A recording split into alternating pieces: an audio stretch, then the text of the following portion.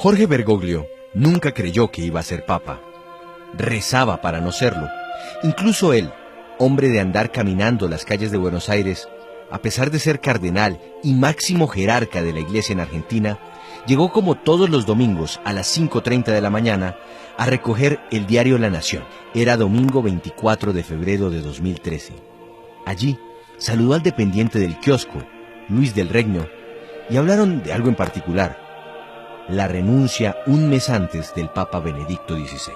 Tocaron el tema porque Jorge, como le llamaba, le contó que al día siguiente debía viajar a Roma a votar por el nuevo representante de Pedro en la tierra, pero además le pidió el particular favor de seguir llevándole el diario a su modesta morada al lado de la catedral.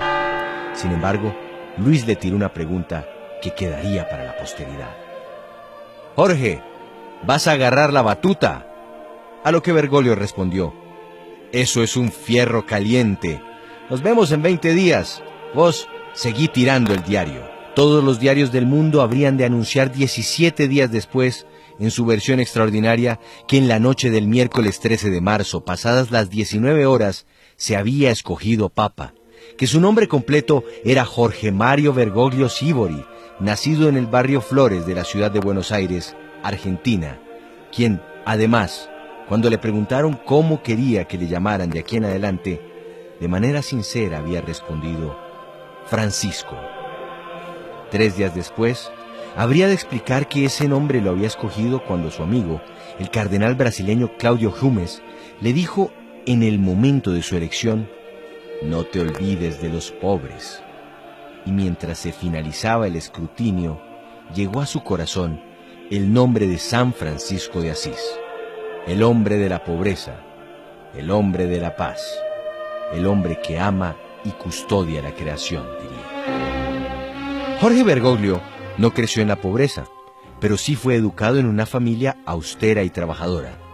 No había cumplido los 13 años cuando su papá lo llamó aparte y le dijo: «Ya estás en edad de trabajar e ir consiguiendo honradamente lo tuyo». Con esas instrucciones, se empleó en un almacén de calcetines en las labores de la limpieza. Aplicado, avanzó rápidamente a la ayuda en la sección de contabilidad. Por esos mismos días habría de aprender a cocinar él mismo. No era que le gustara la cocina, sino que doña Regina, su madre, después del nacimiento de su 5º hijo, había sufrido una parálisis que la mandó a la cama. De modo que ella, desde su lecho de enferma, le daba instrucciones a sus hijos de cómo se mezclaban los alimentos para hacer una buena sopa o un buen desayuno. Los que lo conocen saben que Bergoglio, hasta que fue cardenal de Buenos Aires, le gustaba cocinar para él o para sus invitados los días domingos. Incluso hoy, aún siendo papa, tiende su cama, porque dice que ese ya es un hecho que indica trabajo. Bergoglio se diplomaría con excelentes notas como técnico químico, y su mamá le apuntaba a que Jorge estudiara medicina y fuera el primer médico de la familia. Pero llegaría el día del sacudón, la noticia que dejaría en silencio a su mamá y que alegraría a su padre. Jorge tenía 21 años y sentó a su papá para contarle algo que cambiaría el rumbo de sus vidas. «Papá, quiero ser sacerdote. Quiero irme para el seminario». Su padre, de gran condición católica, se alegró y le dio un beso y un abrazo. El hielo vino por parte de Regina, su madre. Ella optó por el silencio frente al tema y dejó que su hijo ingresara al seminario diocesano de Villa Devoto en Buenos Aires. Pero la decisión no había sido un arrebato por parte del joven Jorge. Habían pasado 3 años antes para que madurara el emprendimiento definitivo hacia la iglesia. La luz, la voz, la revelación, la epifanía, o como se le quiera llamar, le llegó casi al cumplir los 18 años. Curiosamente, Jorge se iba para una fiesta con sus amigos de adolescencia, Alberto D'Arezzo, Abel Sala, Óscar Crespo y Francisco Espinosa. Pero antes, entró un rato en la iglesia de San José de Flores. Allí, se confesó con un sacerdote bastante afable. Aquel 21 de septiembre de 1953, al salir del confesionario, según cuenta el propio Papa, sintió una tranquilidad tan inconmensurable que decidió regresar a casa, mientras su mente le decía que debía ser cura. Se enojó mal, Diría tiempo después, refiriéndose a su madre, quien no lo acompañó al seminario y quien nunca lo visitó, aunque los fines de semana lo recibía en casa como si no estuviera haciendo carrera para cura. Por esos mismos días hubo una tribulación en su vida. De pronto, antes de partir al seminario, cayó en cama. Los médicos le revisaron y no daban con la causa de la enfermedad. Entonces hallaron que el problema estaba en su pulmón derecho. Allí le encontraron 3 quistes que debían extirpar o podía morir. Era un joven deportista, sano, que no bebía y mucho menos fumaba. Tal vez fue en esas condiciones y tras recuperarse que con más ganas partió hacia el servicio de Dios. En el seminario se encontraría con otro cura que marcaría su vida. Se trata de Enrique Pozzoli, un líder salesiano de Almagro. Fue él quien le aconsejó a Bergoglio que se trasladara como seminarista a Tandil, donde podía seguir mejor los pasos de Don Bosco, pero además mejorar la parte del pulmón derecho que le había quedado. Lo hizo, pero curiosamente un año después se decidió por ingresar a la Compañía de Jesús, es decir, seguir los pasos de San Ignacio de Loyola, y de ahí en adelante profesar votos de obediencia, pobreza y castidad. Dentro de la compañía haría estudios de historia, literatura, latín y griego. Tras el noviciado, fue enviado en 1964 a dictar clase en el Colegio de la Inmaculada Concepción en la provincia de Santa Fe. Su aspecto físico era tan joven que los alumnos lo bautizarían con el sobrenombre de Carucha. Sin embargo, sus clases de literatura se habían convertido en culto dentro del claustro. Un día, por aquella época, le dijo a sus alumnos que cada uno debía realizar un cuento. Aunque a los que les quedara difícil la ficción, podían realizar un escrito de cualquier cosa, pero que le imprimieran su mayor esfuerzo, porque alguien llegaría invitado desde Buenos Aires para leer los textos y calificarlos. Ninguno de los alumnos imaginó que aquel agosto de 1965 entraría por la puerta del salón de clase el mismísimo Jorge Luis Borges. El escritor más respetado de la Argentina no había tenido inconveniente en llegar en tren hasta Santa Fe. Ayudado por Bergoglio y ya con sus problemas de ceguera avanzados, se sentó enfrente de los alumnos e inició una clase magistral sobre la literatura gaucha. Pero además, el maestro de las letras les anunció que se quedaría 2 días más y que escucharía la lectura de cada uno de los cuentos, tanto para aconsejar como para corregirlos. De ese episodio saldría un libro que hoy no se consigue en ninguna parte, pero que hace parte de la grandeza de Borges y Bergoglio. Los dos escogieron 14 historias y titularon la recopilación como Textos Originales, con prólogo del propio Borges. Jorge Mario Bergoglio prácticamente se ordenó sacerdote a los 33 años, la edad de Cristo. Era diciembre de 1969 y aquella vez se llevó una gran sorpresa. Dentro de los asistentes estaba su madre Regina, quien en un gran acto de humildad se acercó a su hijo y le pidió que le diera la bendición. Por esos mismos días, también estaba próximo a finalizar sus estudios en teología en el Colegio Máximo de San José. Curiosamente, su primer viaje al exterior fue a Colombia, en 1970, justo antes de viajar a España para pasar la tercera dura y ardua prueba de su noviciado como jesuita. Sus homilías comenzarían a hacer eco en los corrillos de la iglesia argentina, no solo por sus palabras, sino porque lo que decía lo hacía. Era ejemplo. La iglesia debe acercarse a los pobres, y no los pobres llegar por hambre a la iglesia, decía.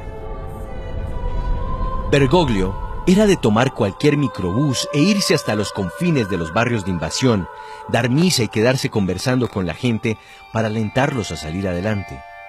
Lloraba sin que nadie lo viera cuando regresaba al centro de Buenos Aires. De hecho, su primer gran nombramiento, sin pedirlo, fue como provincial de los jesuitas en la Argentina, en el año de 1973. Apenas si tenía 36 años y había quedado al frente de velar por más de 160 sacerdotes y media docena más de casas curales. Pero aquella década se vendría con una experiencia amarga para todos los argentinos. la dictadura militar de José Rafael Videla. Era 1976 y cierta parte de grupos militares iniciaron un trabajo de limpieza social contra todo aquel que oliera izquierda o comunismo. Fueron decenas de personas las que acudieron a los favores del padre Bergoglio. Con toda la calle que había recogido durante sus años de andarla, Bergoglio fue capaz de diseñar planes tanto para esconder gente como para sacar a algunos perseguidos políticos del país y para presionar la liberación de los secuestrados. Se comprometió tanto en salvar vidas que fue capaz de entregarle su propio documento de identidad a un joven en peligro, disfrazarlo de cura y llevarlo él mismo hasta el transporte para sacarlo del país. Un día, muy preocupado por la vida de los curas Orlando Llorio y Francisco Jalix, quienes habían sido secuestrados en la villa de Rivadavia, le pidió al capellán que le oficiaba las misas a Videla que se hiciera el enfermo para celebrar él el ritual y estar cerca del teniente general. Mucho tiempo después, se supo que no solo habló con Videla para que liberaran a Llorio y a Jalix, sino que también lo hizo con un almirante de apellido Macera, que tenía mucha injerencia en la cúpula militar. Los dos curas finalmente saldrían con vida, pero enemigos de Bergoglio tergiversarían la historia, afirmando que por él habían sido secuestrados y torturados. Como párroco, a mediados de los años 80 y 90, fundó 4 nuevas iglesias y logró montar media docena de comedores para los niños pobres. El 13 de mayo de 1992, al sacerdote Jorge Mario Bergoglio lo mandó llamar Monseñor Ubaldo Calabresi a la sala de espera del aeropuerto de Ezeiza. Hablaron de variedad de cosas sobre el trabajo en Buenos Aires.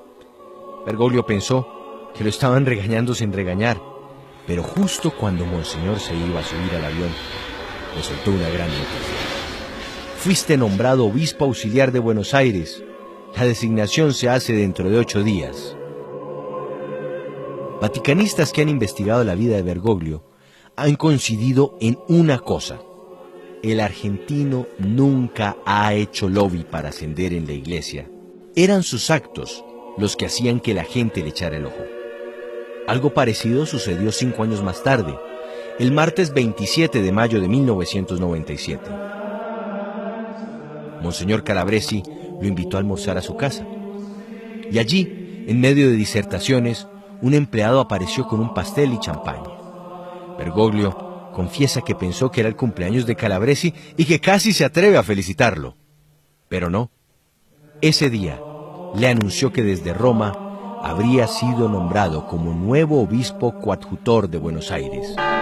Un año más tarde, murió Antonio Carracino y Bergoglio lo sucedió como arzobispo de Buenos Aires, es decir, gran primado de la Argentina.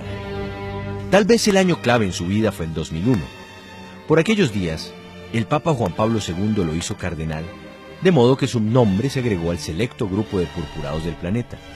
Y él, Jorge Mario, como siempre, dejó su huella en dicha ocasión. A todos los que le pidieron acompañarlo a su nombramiento en Roma, les hizo una solicitud: que en lugar de gastarse la plata en ese viaje, la donaran a los pobres.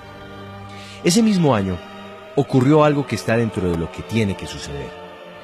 El relator general del Sínodo de Obispos del 2001 era el padre Edward Egan, pero tuvo que viajar a Nueva York por el atentado contra las Torres Gemelas, de modo que Bergoglio fue escogido para reemplazarlo. Lo hizo también que fue el más votado para representar al continente americano en el Consejo Sinodal.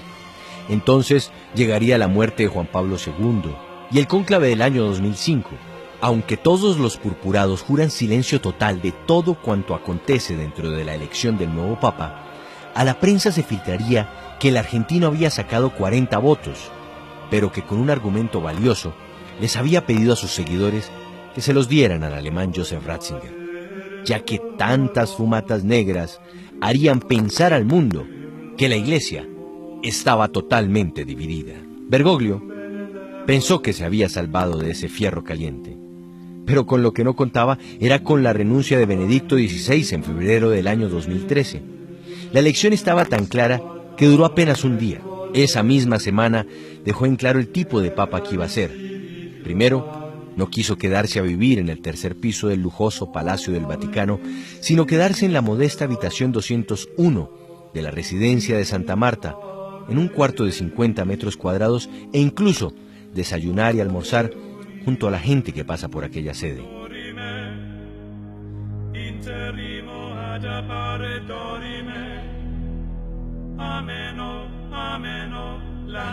Un papa de la gente.